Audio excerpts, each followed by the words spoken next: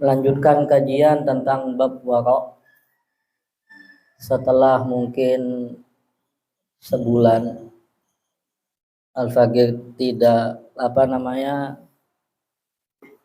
tidak aktif. Baru kali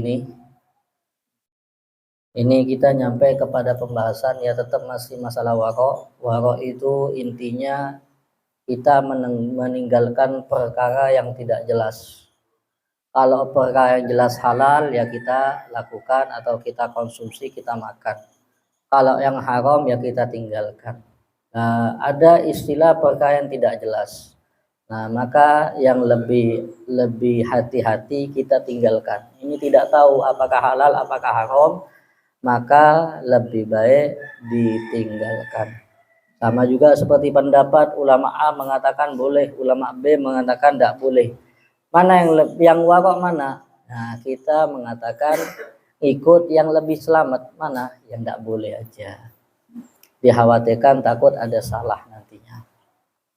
Sudah, setelah kita mengetahui tiga pembahasan yang telah lalu, yang jelas itu kalau ada dalilnya jelas-jelas halal, ya sudah berarti halal. Kalau sudah ada hadis atau Al-Quran yang menjelaskan haram, sudah itu jelas haram. Ada yang namanya syubhat. Syubhat ini tidak dijelaskan apakah halal atau haram. Maka yang lebih baik bagi kita tinggalkan. Itu. Kita sekarang masuk pembahasan yang masalah syubhat ini, yang tidak jelas. Masuk ke pembahasan yang nomor 3 ini, permasalahan syubhat, tidak jelas apakah dihukumi halal atau dihukumi haram. Yaitu kalau kita bermuamalah, kalau kita bertransaksi atau berbisnis dengan orang yang hartanya itu syubhat, tidak jelas hartanya ini halal atau haram, tidak jelas. Contohnya gimana? Gampangnya seperti ini. Kayak contoh, kita itu berbisnis dengan para pemerintah. Pemerintah ini tidak semua uang yang dihasilkan bukan dari pemerintah, tapi kemungkinan dari hasilnya dia sendiri. Nah, ini kan tidak jelas. Yang halal sama yang haram nyampur jadi satu. Tidak tahu kita yang mana. Itu. Gimana caranya kita bermuamalah dengan orang seperti ini? Atau khalatahu riba, atau hartanya itu bercampur baur dengan harta riba. Contoh gampangnya rentenir. Kita berbisnis dengan rentenir. Contohnya bagi hasil nanam saham. Fulan umpamanya, wah kita bagi hasil nanam saham 500 juta, dia juga 500 juta. Dijadikan sebuah restoran. Nah, nanti setiap sebulan sekali itu nanti dibagi hasilnya berapa dibagi nanti. Nah, ini si rentenir ini memang tidak kita katakan semua harta yang dia hasilkan bukan semuanya dengan cara dia bunga itu, enggak. Kemungkinan dia dari hasil yang lainnya juga. Tapi ini kan tidak ketahuan.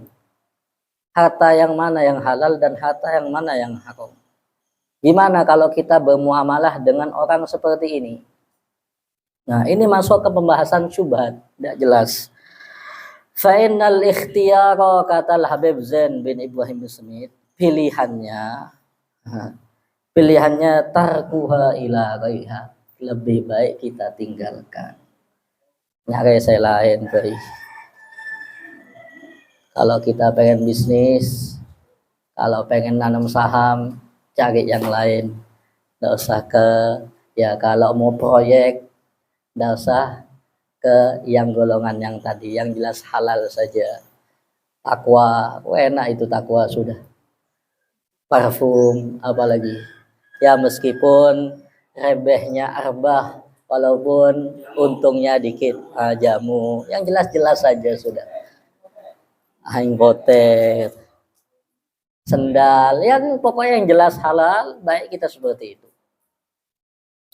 Ya, meskipun kata beliau walaisa bimuharramin alaika dzalik. Meskipun sebenarnya kalau kita bermuamalah dengan golongan yang telah disebutkan tadi masih syubhat, hartanya dia yang mana yang halal, yang mana yang haram tidak tahu, campur baur jadi satu. Atau dia rentenir, kita tahu kalau dia kerjanya riba, tukang bunga namanya, rentenir lah. Nah, kita tidak tahu yang mana yang halal, yang mana yang haram, harta dia campur baur jadi satu. Ya meskipun kita tidak tahu persis apakah harta yang dikeluarkan buat kita itu yang haram, kita kan tidak tahu apakah yang halal. Meskipun kata beliau Al-Habib Zain bin Smith, walaisa bimuharramin alaik. Walaupun kita bermuamalah dengan mereka itu tidak diharamkan, tidak jadi masalah kita. Mau bermuamalah dengan rentenir, tafadhol. Mau bermuamalah dengan mereka yang hartanya syubhat, tidak jelas mana yang haram, mana yang halal, tafadhol. Tidak diharamkan. Selagi kata beliau malam tatayaggan anna ainahu haram au makhrajahu min haram. Selagi kita tidak yakin bahwasanya barangnya tersebut sudah jelas-jelas haram atau tata caranya haram, ya tidak boleh. Ini kan kayak tadi contohnya kita bikin restoran.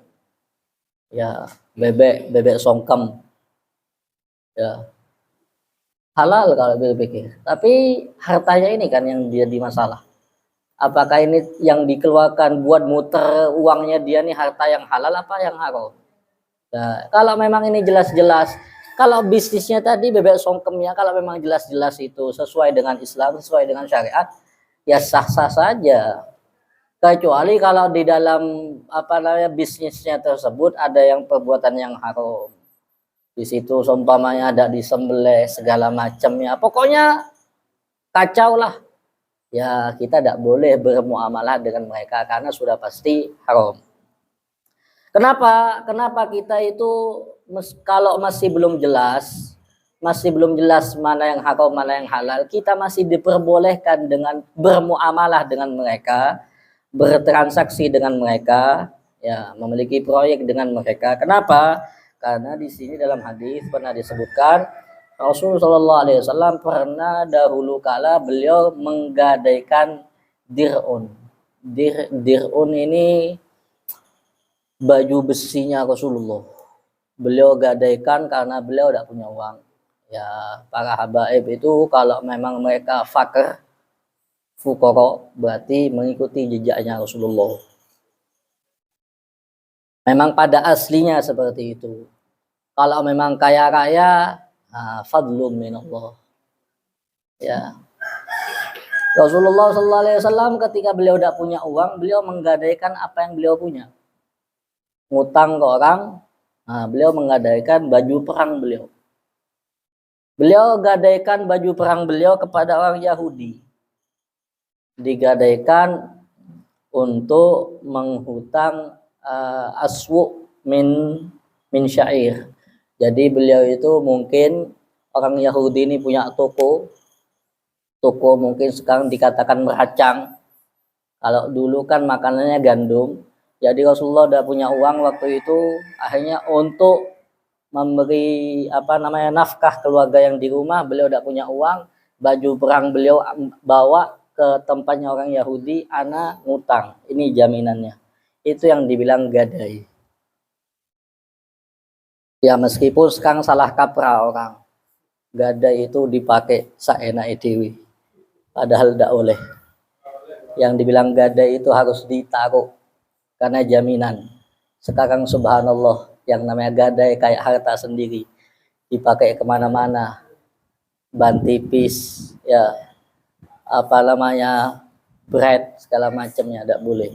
Karena yang namanya gadai itu harus ditaruh karena jaminan. Dan ya itu masalah gadai, mungkin nanti kita singgung kapan-kapan tentang pegadaian yang hancur lebur di dunia ini, lebih-lebih di Indonesia. Dikatakan pegadaian syariat tapi ternyata tidak sesuai dengan syariat. Sudah, apa namanya tadi? Sampai mana sudah tadi? Oh, pegadaian. Oh, meracang. Ketika Rasulullah SAW menggadaikan baju beliau, baju perang beliau untuk mendapatkan beberapa daripada gandum, ya boleh-boleh saja ini. Padahal secara hukum akal wa maklum bisa dipastikan bahwasanya orang Yahudi ini melakukan riba, ya orang Yahudi ini menghalalkan khomer, tapi Rasulullah bermuamalah dengan dia. Kenapa? Karena ini masih tidak jelas apakah harta yang dia gunakan ini, apakah ini yang hasil riba, apakah sekebai sosok ini, apa sekebai ini jelas sudah hasil yang haram, kan tidak jelas. Boleh-boleh saja selagi masih belum jelas. Tapi kalau sudah jelas hukumnya haram. Sudah. Allah Subhanahu wa taala mensifati mereka orang Yahudi sama'una lil kadzib. Mereka selalu mendengarkan khabar-khabar hoax. Orang-orang Yahudi itu. Akaluna lis-sukhut. Mereka orang Yahudi itu makan-makan yang haram, makan-makan dari hasil rashwah, hasil yang haram. Sudah. Ulama mengatakan di sini kalau kita bermuamalah di pasar, sering kita ke pasar ya.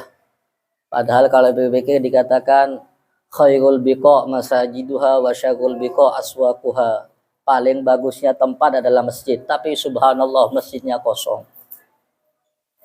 Wa syarrul biqa aswaquha, paling buruknya tempat pasar, tapi subhanallah pasar paling ramai.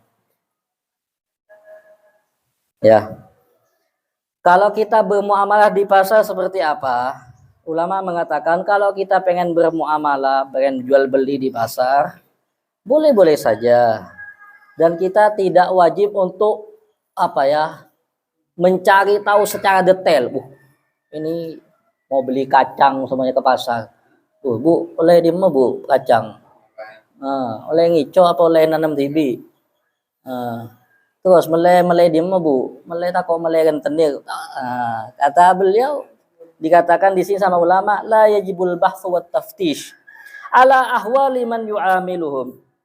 Kita tidak diwajibkan untuk mencari tahu secara detail apakah ini halal, apakah ini haram. Wis, ngelihat zahirnya saja.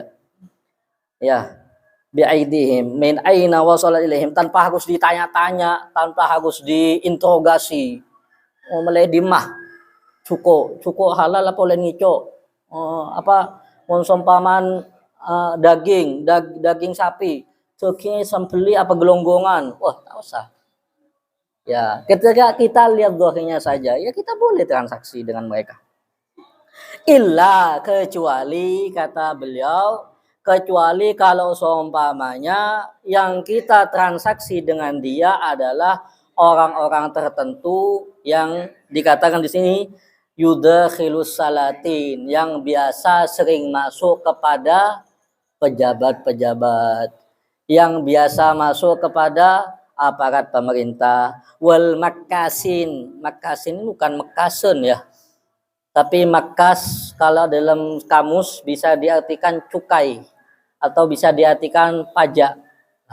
Kalau ini biasa yang melakukan pajak, ini dikatakan fala ba'sa an yabhasa an dzalik bal qad yajib. Maka kita tidak jadi masalah kita mau mempertanyakan secara detail kepada dia kalau memang yang tukang jual kacang umpamanya dilihat, akhirnya coba pernah kan dan Roman Bupati ya. Sering masuk ke Roman Bupati.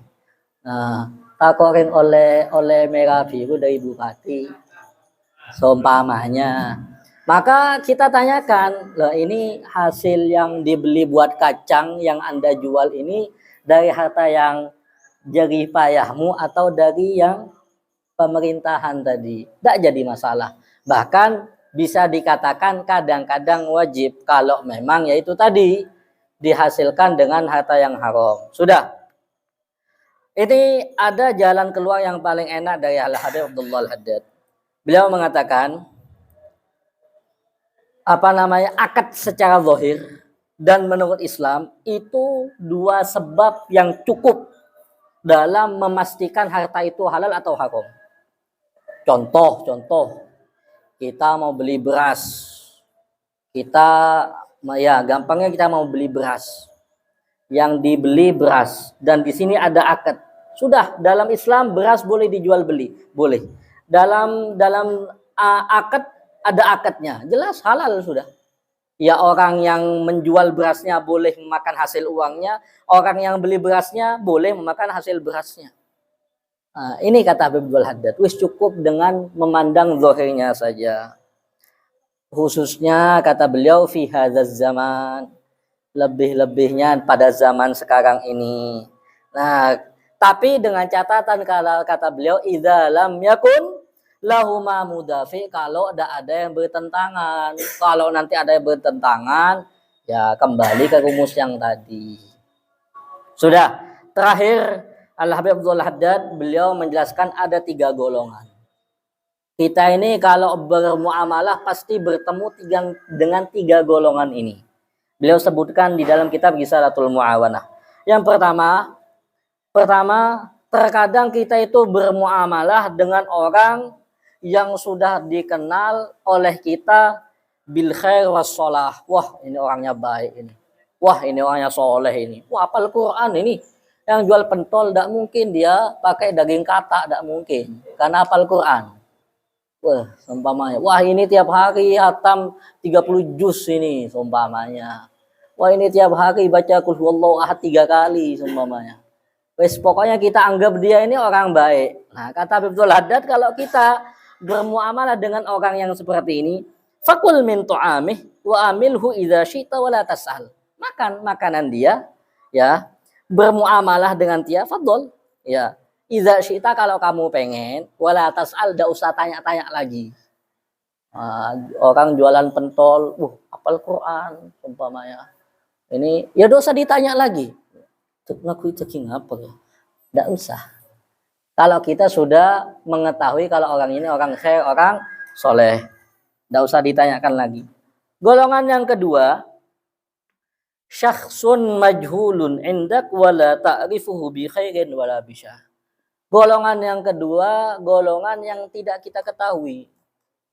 Wah, ini orang baik apa orang buruk enggak tahu kita. Biasa lewat tok depan rumah jualan pentol, jualan bakso, enggak tahu.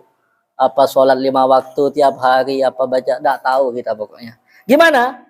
Fa iza aradta an tu'amila hadza, kalau kita pengen bermuamalah, berinteraksi dengan orang ini, au takbal hadiyata, atau si tukang pentol atau si bakso tadi pengen ngasih bakso 1 panci sama kita. Fa minal wara', di antara sikap wara' yang harus kita lakukan, antas al walakin birifkin, kita tanyakan tapi dengan lemah lembut. Gimana caranya? Ya ditanyakan, ini di majeking, mak bagus. Coba berdesok, coba berdesokon katan skoni, seumpamanya. Tapi tanyakan dengan baik, dengan lemah lembut. Ya, hatta law annaka law arafta annahu yankasir qalbu lidzalik fasukutu afdal. Sampai kita memikir dulu, kita tidak bisa tahu ini orang baik atau orang buruk, tidak tahu. Lah, maka kita tanyakan dengan lemah lembut. Tapi dengan catatan kita mikir dulu. Ini kalau ditanya sakit hati enggak? Kalau ternyata sakit hati dipertanyakan, lebih baik diam. Tidak usah ditanyakan. Karena kita yang pertama sudah tidak kenal, tiba-tiba mau nanya-nanya. Tapi kalau semuanya ini orangnya tidak bakal sakit hati kalau kita tanyakan, tidak jadi masalah kita tanyakan. Tapi kalau bakal baper nanti, ya baper apalagi ngambul, nah tidak jadi masalah, kita diam. Yang ketiga, golongan yang ketiga, kalau yang tadi yang kedua kita tidak tahu apakah dia ini orang baik atau orang buruk. Nah, itu tadi sikap kita. Kalau golongan yang ketiga ini, wah ini sudah terkenal zulum dia. Terkenal zolim. Wah tiap hari pasti kerjaannya haram. Penghasilannya haram. Wis haram semuanya ini sudah. Gimana kalau kita bermuamalah dengan dia ini yang tiap harinya pastinya melakukan suatu yang haram. Nah, seperti yang melakukan riba, ya, atau asal-asalan dan jual beli. Dia tidak tahu, pokoknya yang penting hasil fulus. Yang penting hasil fulus, apakah halal atau haram, yang penting hasil duit. Wis. Gimana caranya? Fayambagi an tu'amilaha fayambagi alla tu'amilaha dzara'san. Golongan yang ketiga ini kata beliau, kita dianjurkan tidak sama sekali bermuamalah dengan golongan orang ini. Kalau sampai memang mau tidak mau, wah ini tidak ada lagi nih yang jualan kacang kecuali ini tok ini. Ya, kita mau beli pentol, tidak ada lagi sesogian kecuali ini tok. Ya, tiap hari kerjaannya rentenir, tapi dia tidak ada lagi sudah ini tok. Nah, mau tidak mau kita harus beli sama dia. Faqad dimit taftish was soal. Maka kedepankanlah kepo, cari tahu, tanya-tanya dulu. Ini halal haram ini. Ya. Wa hadza kulluhu minal wara'. Ini tujuannya adalah untuk berhati-hati.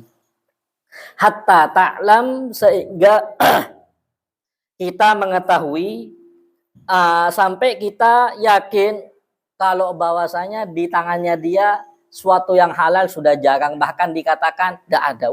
Ini kayaknya tidak mungkin halal ini yang dijual dia. Wah, tiap harinya kerjaannya cuman yang haram. Wah, ini kalau sampai kita ada timbul keyakinan, wah ini yang dijual dia pasti bukan cara halal, ini pasti haram sudah.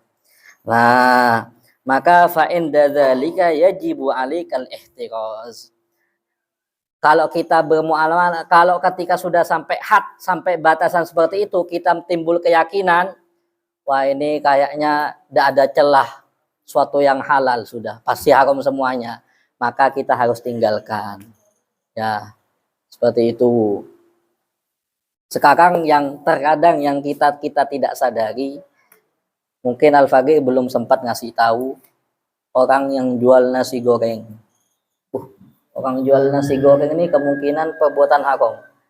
Kemungkinan. Sebagian ulama, ya bukan sebagian ulama, Ustadzi sempat mengatakan orang yang penjual nasi goreng itu terkadang kita tidak tahu yang biasa dibuat minyak nasi goreng itu bukan minyak ya, kayak cairan tuh yang ditaruh di wajahnya nasi goreng itu. Sebagian ada yang mengatakan ya cuka, ada sebagian yang mengatakan khomah, ada yang mengatakan khomah. Maka kalau kita termasuk orang yang warok, kita tinggalkan. Kecuali kalau kita bisa menanyakan tadi, ini apa ini, cairan apa ini. Nah, kalau bisa, kalau tidak bisa, wah itu lebih baik ditinggalkan. Baik nasi goreng yang di rumah saja favorit katanya. Yes. Ini ada yang jual nasi goreng. Wallahu a'lam. Bisa, mudah-mudahan yang sedikit bisa bermanfaat buat kita bersama. Amin amin ya rabbal alamin. Hadza minni wa lafu minkum. Assalamualaikum warahmatullahi taala wabarakatuh.